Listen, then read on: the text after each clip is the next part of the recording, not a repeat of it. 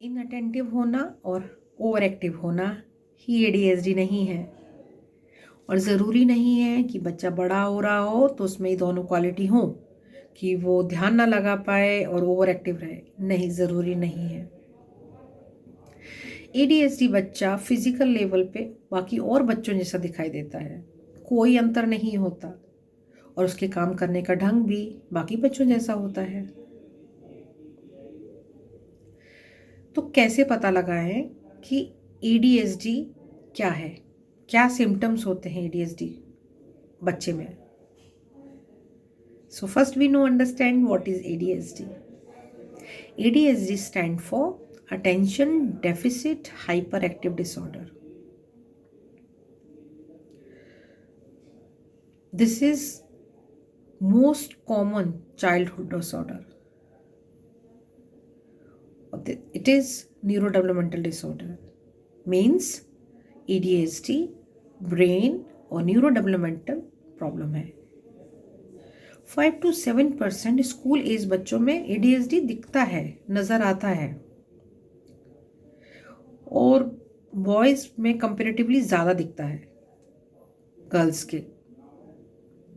और एडीएचडी ज़रूरी नहीं है कि चाइल्डहुड तक रहे, ये एडोलसेंस से लेके अडल्टहुड तक भी जाता है, कंटिन्यू करता है।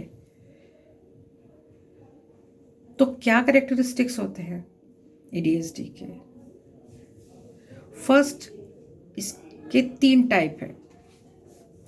ADHD predominantly hyper active impulsivity type. Number 2, ADHD predominantly inattentive type. Number 3, ADHD combined type. तो now I am telling the list of characteristics of ADHD, so आप आइडेंटिफाई कर पाए कि क्या है वो characteristics. So I am reading out one by one. तो ADHD hyper active impulsivity type में क्या है characteristics? Fidget with hands and legs, मतलब बच्चे के हर वक्त हाथ पैर चलते रहते हैं, वो शांत नहीं बैठ पाता। बैठा है तो हाथ चल रहे हैं, पैर मूवमेंट कर रहे हैं। टॉक नॉन स्टॉप, बात करते रहना, शांत नहीं रहना, चुप नहीं रहना। नंबर 3, टचिंग एनीथिंग एवरीथिंग, छूना है हर चीज़ को। अभी यहाँ दिखाई दे रही है वो चीज़, कभी दूसरी चीज़ वहाँ रखी है, फट से भागेंगे और जाके छुएंगे, उसको भी देखना है कि वो क्या है। यहाँ है तो ये क्या है, हर चीज़ टच करना है। हैव ट्रबल सिटिंग स्टिल, एक जगह बैठना मुश्किल हो जाता है इन बच्चों के साथ, बैठ ही नहीं पाते एक जगह। अभी इस चेयर पे बैठे हैं, अभी झट से जंप करके वहाँ दूसरी जगह पर है, दूसरी जगह से फिर तीसरी जगह पर है। बी कॉन्स्टेंटली इन मोशन, हर वक्त मोशन में ही रहते हैं, एक्शन चलता रहता है कुछ ना कुछ। कभी कभी ऐसा लगता है अंदर मोटर लगा हुआ है। Yes. Have difficulty doing active task, quite task, मतलब शांत रह के कोई काम को पूरा नहीं कर पाते, डिफिकल्टी होती है इनको। तो ये तो सिम्टम्स थे हाइपर एक्टिविटी के। अब क्या इम्पल्सिविटी के क्या सिम्टम्स हैं? नंबर है वी वेरी कम इनमें पेशेंस होता है, इम्पेशेंट रहते हैं हर वक्त, जल्दी रहती है हर चीज़ की, तसल्ली है ही नहीं। डिफ़िकल्टी होती है इनको वेट करने, अपने टर्न का वेट करने में डिफ़िकल्टी होती है, क्यों में नहीं खड़े हो पाते। कोई टास्क खेल रहे हैं, कोई गेम खेल रहे हैं, तो उसमें अपना टर्न आने का वेट करने में प्रॉब्लम होती है। इंटरप्ट टू अदर्स, अपना तो काम कर ही रहे हैं, दूसरे को भी इंटरप्ट करना है, वो क्या कर रहा है, परेशान करना है। ये सारे सिम्टम्स हैं ADHD hyper active impulsivity type के। अब जो दूसरा टाइप है उसके क्या सिम्टम्स हैं? ADHD इनअटेंटिव टाइप के। फेल्स क्लोज अटेंशन, कोई काम करने में जब अटेंशन देना पड़ता है उसमें ये फेल हो जाते हैं। ट्रबल होल्डिंग अटेंशन, अटेंशन को ज़्यादा देर तक होल्ड नहीं कर पाते, ईजिली डिस्ट्रैक्ट होते हैं। कुछ काम कर रहे हैं, कहीं से कोई आवाज़ आई, किसी ने कुछ बोल दिया, डिस्ट्रैक्ट हो गए।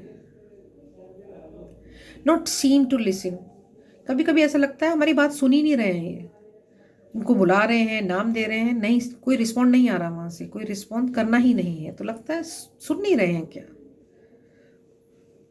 Not follow the through instructions, instructions भी फॉलो नहीं करते। आपने कोई काम बोला, अच्छा ये ऐसे ऐसे करना है, नहीं नहीं फॉलो करना, कर ही नहीं पाते follow instructions, easily instructions follow नहीं कर पाते, वहाँ भी डिफिकल्टी होती है। ट्रबल ऑर्गेनाइजिंग, कोई टास्क है, कोई पजल है, कोई एक्टिविटी है, उसको अगर ऑर्गेनाइज वे में करना है तो वहाँ भी उनको प्रॉब्लम होती है। Avoid task that require mental efforts, जहाँ हमें एफर्ट्स लगाने हैं, मेंटली एफर्ट्स लगाना है, कंसंट्रेट करना है, कोई पजल सॉल्व करनी है, कोई टास्क कोई एक्टिविटी करनी है, थोड़ी डिफ़िकल्ट है, नहीं कर पाते, छोड़ देते, अवॉइड करते हैं। ईजली चीज़ें खोती हैं, lose things for task and activity, easily चीज़ें खो जाती हैं। ईजली डिस्ट्रैक्ट, बहुत जल्दी डिस्ट्रैक्ट होते हैं, कहीं से कोई आवाज़ आई, कोई किसी ने कुछ कहा, कहीं से कोई साउंड आई, ईजली डिस्ट्रैक्ट। फॉरगेटफुल इन डेली बेस्ड एक्टिविटीज़, जो डेली बेसिस पे जो काम करते हैं वो भी नहीं याद रहता, वो भी बार बार रिमाइंड कराना पड़ता है, रिमाइंडर देना पड़ता है, अच्छा अब ये काम कर लो, अच्छा ये कर लो। आप फॉरगेटिंग होती है, डेली रूटीन की भी फॉरगेटिंग होती है। तो ये सारे सिम्टम्स हैं ADHD इन अटेंशन टाइप के। और कंबाइंड जो तीसरा टाइप है उसमें ये दोनों सिम्टम्स मिलते हैं, नज़र आते हैं। तो क्या कॉजेज हैं ADHD के, हम एक बार वो भी डिस्कस कर लेते हैं। नंबर 1 कॉज है इसका न्यूरोलॉजिकल फैक्टर। वो क्या फैक्टर है? ब्रेन में इंजरी, किसी तरह का ट्रॉमा, किसी तरह की इन्फेक्शन अगर हो जाता है तो ये भी कॉज रहता है ADHD का। नंबर 2 प्रेगनेंसी और बर्थ कॉम्प्लिकेशन। प्रेगनेंसी के टाइम अगर कोई कॉम्प्लिकेशन आ जाता है या बर्थ के टाइम कोई किसी तरह का कोई कॉम्प्लिकेशन आ जाता है तो एक ये भी रीज़न है ADHD होने का।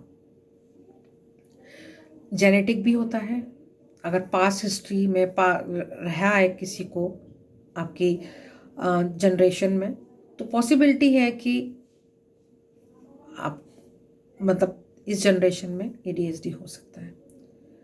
एनवायरमेंटल टॉक्सिन्स भी होते हैं, जैसे कि malnutritions, exposure of negative environment sometime, ये भी कॉज हो सकता है ADHD का।